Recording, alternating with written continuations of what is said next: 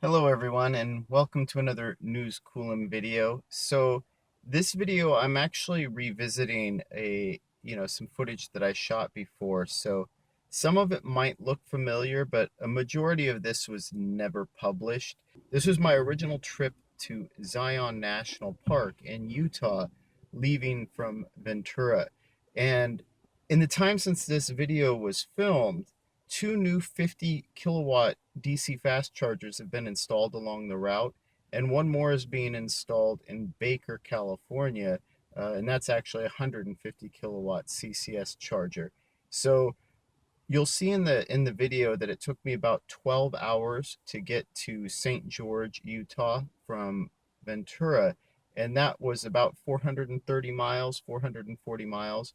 And so that would take a lot less time at this point, just 1 year later. And it's good to know because it's a place that I want to visit again. Part of the reason I'm publishing this video now is because I have new equipment and new software that I've been using to edit.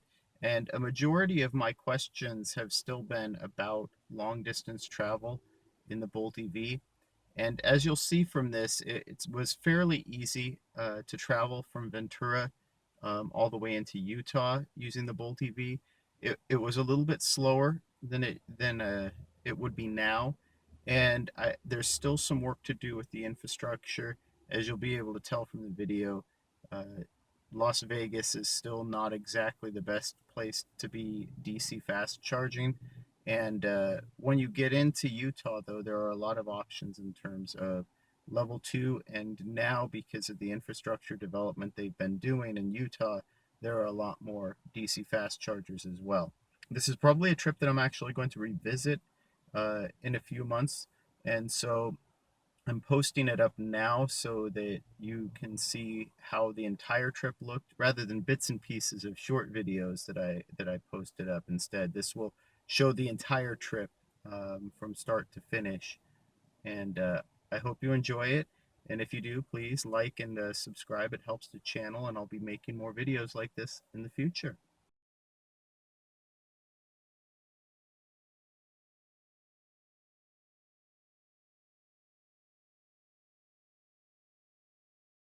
Good morning, guys. And I'm a little sick right now, so I apologize if I sound a little rough. You know, it's the weekend, and I decided I wanted to go on a bit of a road trip. Some people had said when I reviewed the Android Auto that I didn't really review it, and that's true. I mean, part of it is there's a lot of like personal contact information in the phone features. Besides that, I don't really use it for much, like other than the map. So it's just mostly navigation.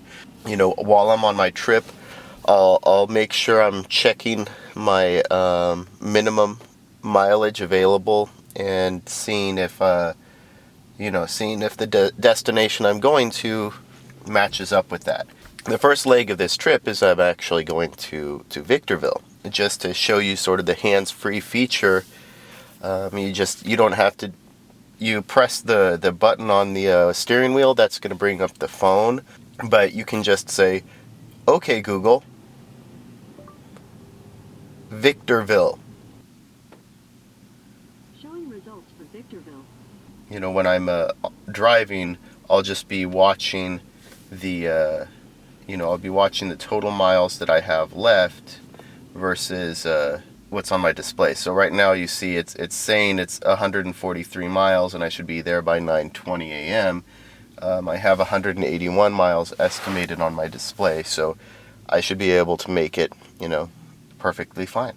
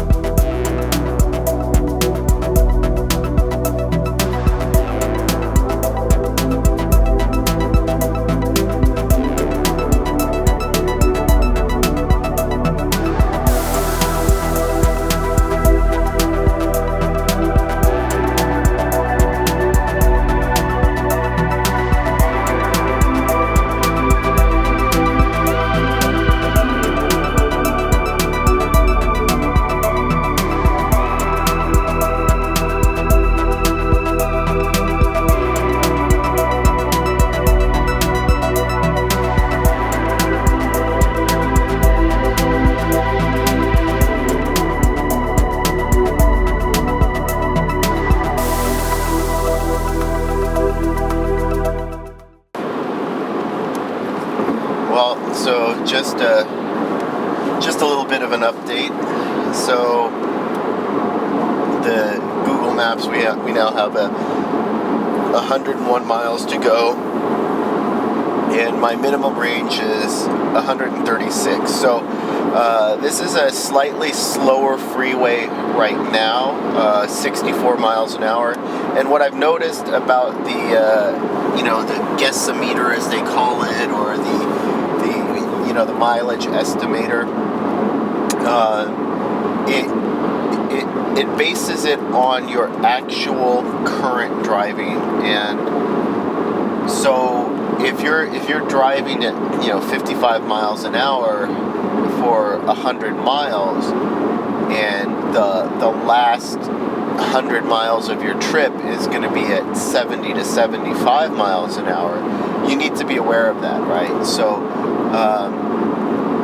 like I said, the minimum tends to do a pretty good job of estimating that worst case scenario, but that's the worst case scenario based on your current and immediately previous driving. So a lot of times I'm seeing things on this display where I'll be stuck in traffic and doing like 25 miles an hour, and the max, even though I've gone 20, 30, 40 miles already, the max will read as like 320, 330 miles max available range. And the thing is, though, the minimum increases very slowly on top of that. So I'll have on one end of the display saying I have a max range of 330 miles, and then on the bottom end of this screen it will say I have a minimum range of 180 or 190, right? So the delta on that is very, very wide. So I think GM did a good job with that mileage estimator. So far, it hasn't led me astray, right? So yes, there's always going to be a little bit of trip planning involved, and you need to be cognizant, right? But it's one of the tools that I've come to rely on, and I think it's working really, really well. So I would recommend anybody who's driving a Bolt EV owner, a Bolt EV, to rely on the guessometer, as they say, the mileage estimator, because it does seem very, very accurate, and it very quickly adapts to your current driving conditions, style, that sort of thing.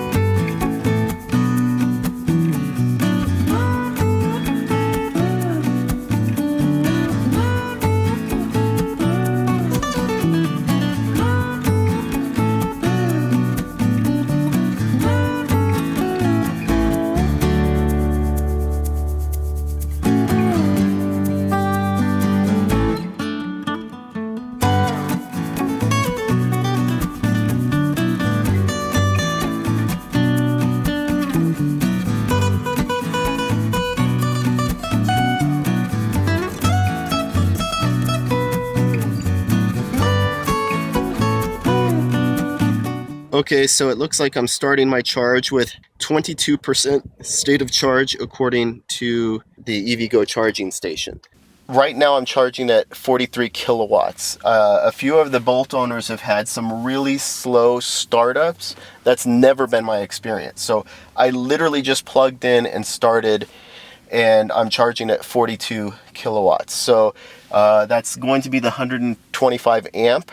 And then you'd have to do the math to see exactly what the voltage is. But yeah, I've never had an issue where I've plugged in and had to wait for it to ramp up. Charging is stopped at 61%.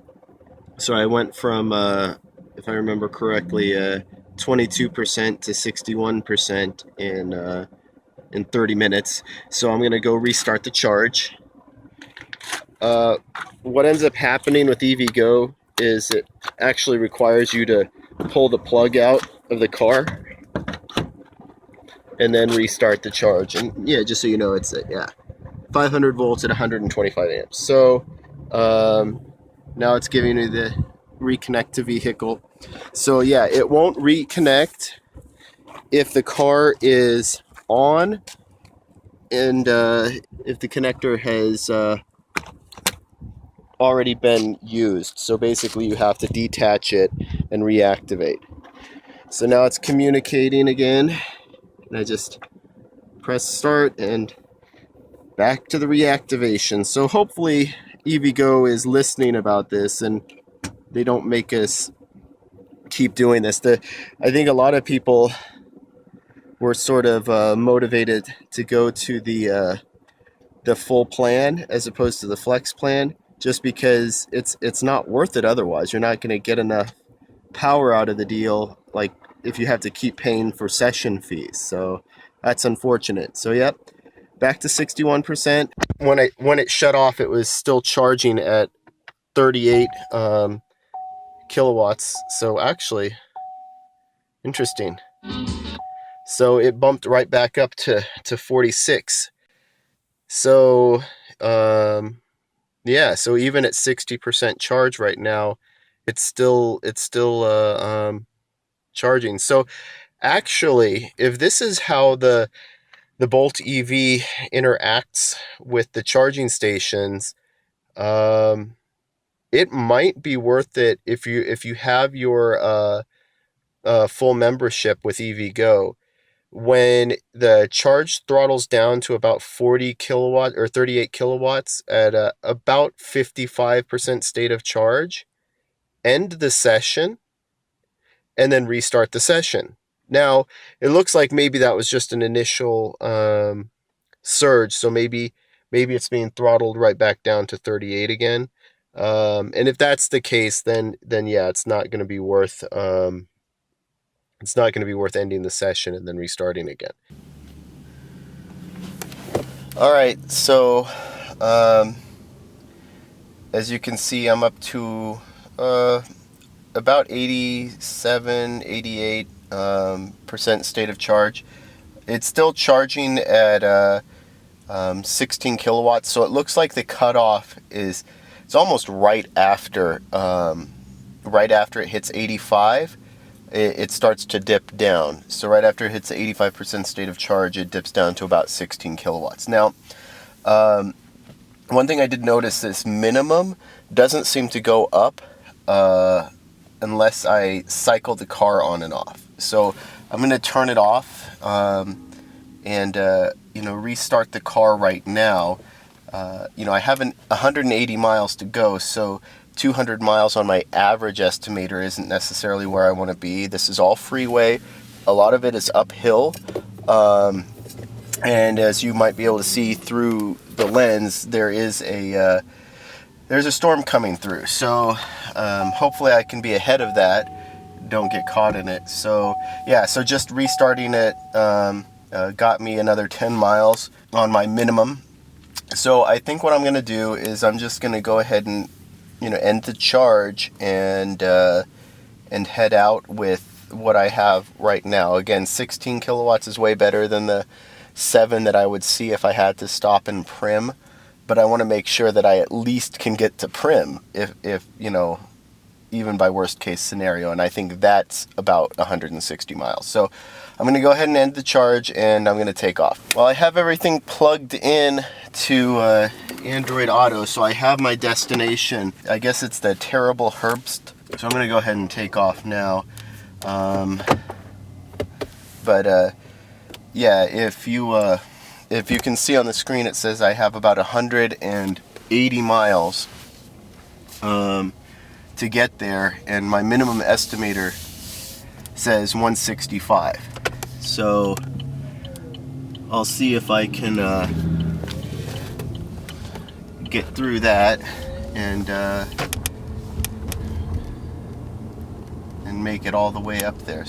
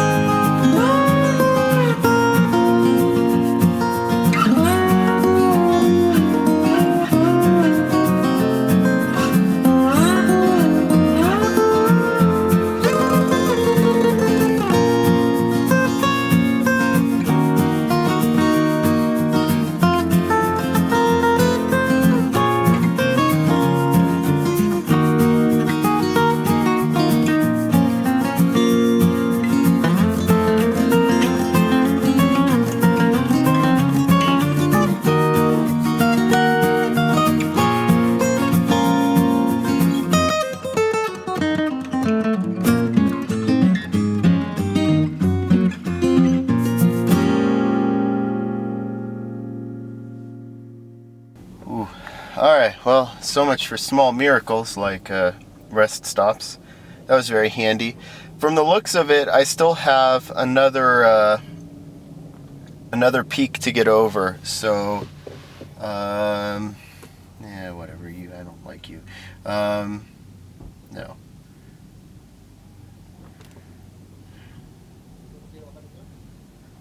So I'll just go ahead and make my way out of here when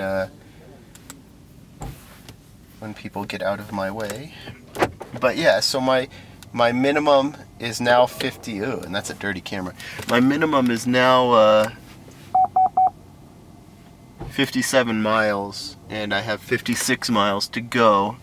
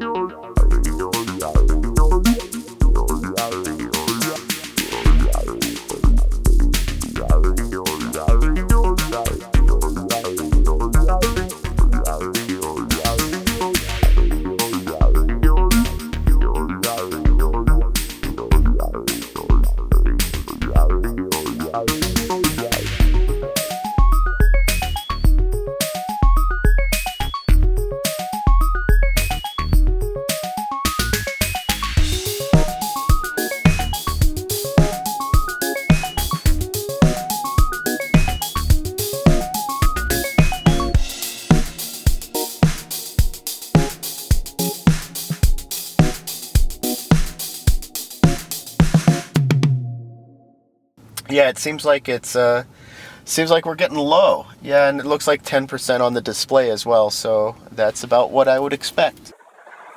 All right, here we are in lovely Las Vegas. So I'm gonna go ahead and activate. Oh yeah, look how convenient.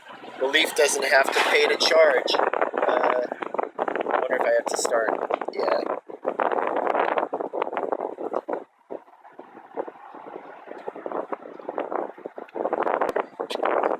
Looks like the wind is picking up enough that it's able to take my card out of my hand,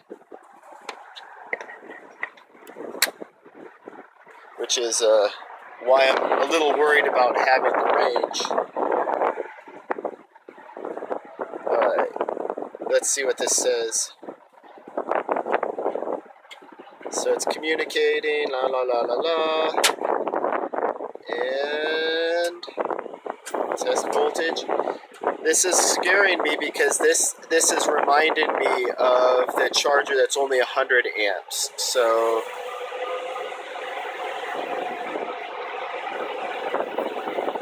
testing, testing, up, up, up.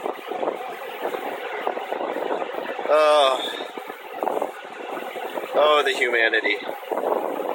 So, this is going to be a long stop, because I'm not going to risk trying to find another one just to see it being 100 amp as well. So that's pretty disheartening. Oh well. This station, I would have stayed, but the power and the current was actually fluctuating. So pulsating. So what was happening was, it would be at pretty constant 350 volts, but it would sag down to no amps and then ramp back up to 100 amps again, and it was just pulsating back and forth probably once every 15-20 seconds. So even though I charged for 30 minutes on what should have been 15 kilowatt hours of power, I don't know that I got anywhere close to that.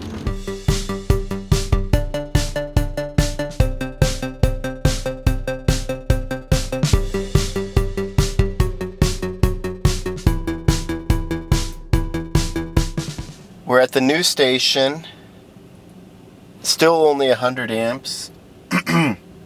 We'll see if this one starts fluctuating randomly.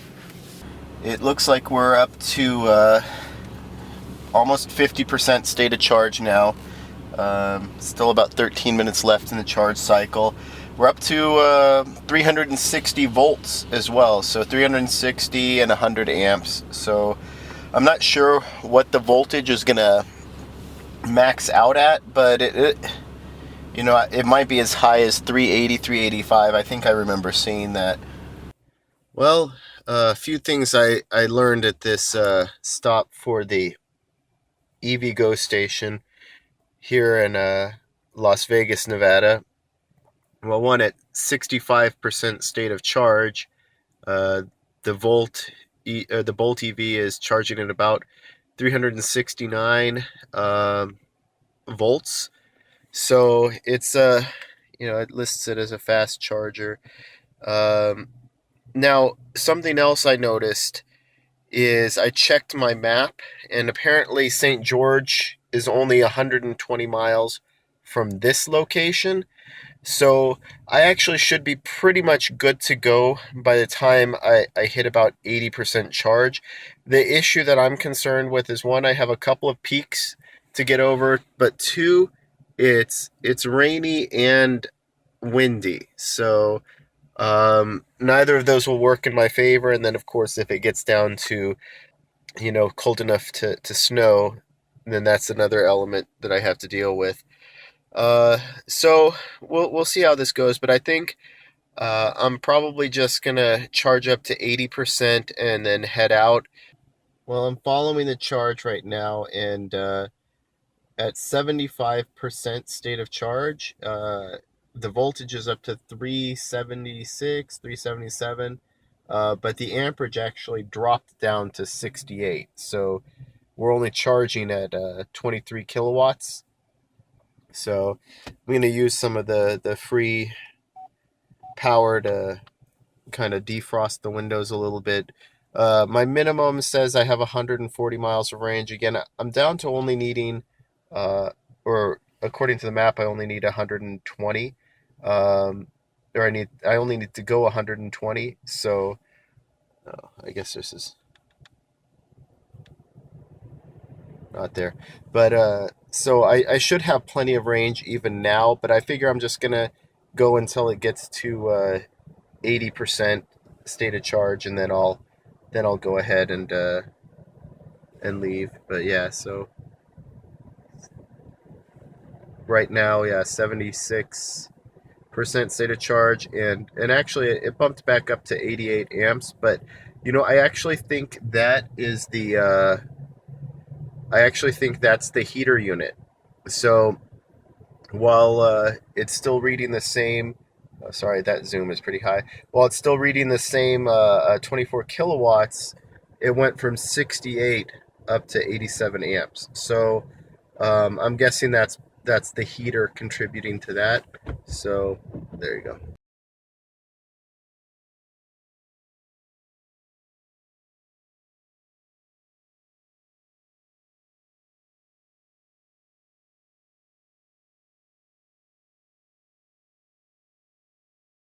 Just got into town, a little low on charge, but nice motel here has a handy dandy Clipper Creek charger. So the drive went pretty well. I had to fast charge in Victorville, and then I attempted to fast charge in Las Vegas, and yeah, that was a circus.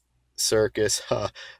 It was pretty bad. The EV Go stations there are all 100 amps, and some of them are not very reliable, I found. So luckily, I only needed to recharge enough to go the 120 miles here. But also, luckily, I decided to give myself a little bit extra cushion on the charge cycle, because it turns out that most of the roads here are 75 miles an hour. And so as you can tell, a good portion of this was at about 75. I had to get through a bit of a downpour coming out of Vegas too, so that was pretty bad. So anyway, so I'm gonna plug in this Clipper Creek. I guess a lot of the Best Westerns out here, they have Tesla chargers as well. And it looks like Zion National Park has a decent number of level 2 chargers. So I'm going to drive out there in the morning, see if I can hook some of them up as well, and make sure I'm charged to full while I'm out hiking. This Clipper Creek here is supposed to be a 40 amp charger. So I'll probably be able to verify whether the Bolt EV is charging at 32 amps, which it should be. It could actually hit 8 depending, right? If it's actually a 40 amp charger and the Bolt is accepting 32, it could actually round up to 8. I'm not sure. It looks like it's not, and the 1 kilowatt parasitic loss is pretty consistent, so maybe it's just fluctuating or finding the charge. Regardless, it looks like it's going to be fully charged by 4 a.m. and I'm not going to be leaving that early, but I might go for an errand in between. It's nice to know that this charger does not require an activation.